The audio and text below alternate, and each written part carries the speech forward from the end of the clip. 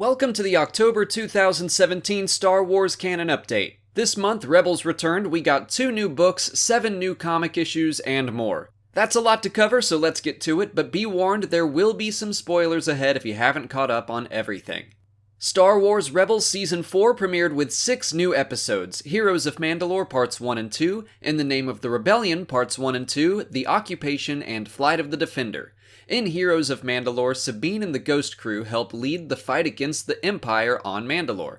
Sabine is able to destroy the weapon that she helped create when she was part of the Empire, and give the Darksaber over to Bo-Katan, who will continue to lead her people in the fight. These episodes were somewhat uneven, overly goofy at times, and while Rebels has always shied away from death and violence, it was very obvious here. You can check out my full review on the episodes if you want. In the Name of the Rebellion was much stronger. It brought back Saw Gerrera and Mon Mothma and was heavily connected to Rogue One. The first episode featured a great discussion between Saw and Mon about the right way to fight the Empire, and Ezra and Sabine wind up joining Saw to investigate some connections to the weapon they don't yet know is called the Death Star. We see Saw get a lead to Jedha, and they encounter Death Troopers and a giant Kyber crystal. You can see my review on those episodes as well. The Occupation and Flight of the Defender were the last 2 episodes this month, and they were also strong. They took us back to Lothal and revisited a lot of characters, locations, and ideas from previous seasons of the show. On top of that, we were introduced to the Loth Wolf, and it has some sort of connection to Canon, but the specifics remain to be seen. You can check out my full review for those episodes for more information. Getting into books, From a Certain Point of View was released right at the start of the month. It tells the story of A New Hope from the perspective of 40 different side and background characters. A New Hope is my favorite Star Wars film, and I love background characters and anthology books in general, so this was a home run for me. I'd highly recommend checking it out, but if you want to hear more, you can see my review, or you can grab the audiobook for free on Audible.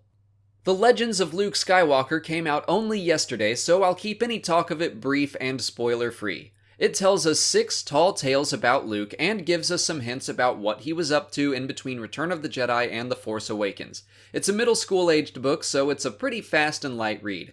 I'll be doing a full review on it tomorrow, but my short review is that it's good, but not a must-read. In case you're interested, the audiobook is also available on Audible, where you can get it for free. Forces of Destiny returned to YouTube this month with a number of new shorts. My opinion on them is the same as the first batch. They're fine, but they are by no means a must-see. They're just kinda there. I don't hate that they exist like some people, but I honestly wouldn't watch them if I didn't have this channel. That said, one of them featured a conversation between Hera and Han after the Battle of Endor. We already knew Hera would survive Star Wars Rebels thanks to Rogue One, but now we know she and Chopper will survive through at least Return of the Jedi as well. Moving on to comics, Captain Phasma issues 3 and 4 came out, which concluded the series. All 4 issues were really solid on their own, but I was also impressed with how much they referenced the Phasma novel. Those 2 stories go hand in hand, and if you read Phasma the book, reading the comic is going to be a lot of fun for you. However, I do think both stories exist for pretty much the same reason, and that is to set Phasma up for a bigger and better role in The Last Jedi. I think the comic was created to get that message to people who didn't want to invest the time into a book, but I still found it very rewarding having read both. Darth Vader 6 was a short but interesting look at the start of the Inquisitorius. Vader meets the Grand Inquisitor, and we learn that he fell to the dark side because he was mad at the Jedi for keeping some knowledge about the Force hidden away. Vader is put in charge of all the Inquisitors as he meets them for the first time. I wish it were longer, but it was a fun and exciting read. Star Wars 37 was the final issue of the comic as written by Jason Aaron. Next month, Kieran Gillen takes over, and I've gotta say, I'm ready. I was really into the Star Wars comic early on, but around issue 21 over a year ago, I started to lose interest. The past 6 issues especially have been all over the place, and issue 37 just wrapped up those disjointed stories. Scar Squad attacks the small rebel outpost that our main characters were conveniently absent for, and they leave a threatening message. That's pretty much it. Next month, we'll start the Ashes of Jedha arc, and already that sounds infinitely more interesting. Dr. Aphra issue 13 scared me, because I've been loving this series still, and it almost seemed like it could have been a series finale. It wrapped up a year-long arc very nicely, and ended on a very conclusive note. Vader defeats the spirit of Rur, the ancient Jedi, and brings his crystal back to Coruscant to add to Palpatine's collection, which I think includes the Infinity Gauntlet as a joke. He also seems to know Aphra is still alive, but she escapes and relaxes on the beach, at least for now. Poe Dameron 20 was a return to form for the series. It's been up and down every arc we get. Sometimes it's great and sometimes it's mediocre, but if the start of this new arc is any indication, we're in for some fun.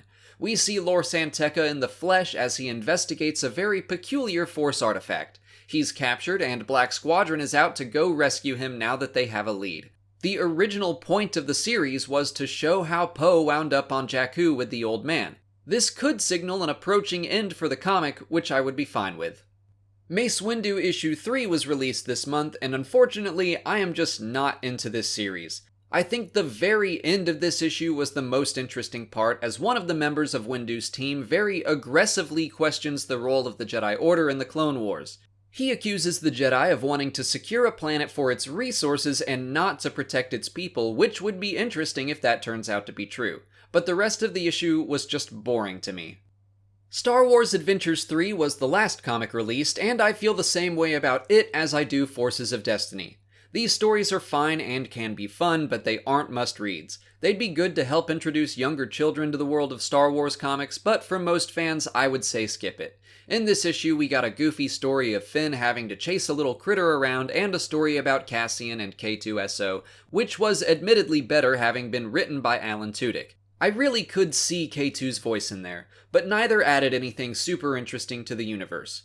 Also released this month was a junior novelization of Forces of Destiny and another Join the Resistance book, which is a series I haven't started reading yet, so I can't really talk about it, but it's on my list along with Adventures in Wild Space still.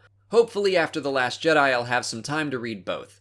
For Story of the Month this time around, I'm gonna go with From a Certain Point of View. I'm a little biased because it just happened to hit all the right notes for me, but this book was a lot of fun, and I had a blast reading it. So that's it for October. The Canon Update will return on December 1st, covering Battlefront 2, 3 episodes of Rebels, and 8 new comics. Until then, make sure you like this video, subscribe to the channel to keep up with Star Wars news and content as it's released, follow me on Twitter, Instagram, and Facebook, and consider checking out my Patreon page. As always, thanks for watching, and may the Force be with you.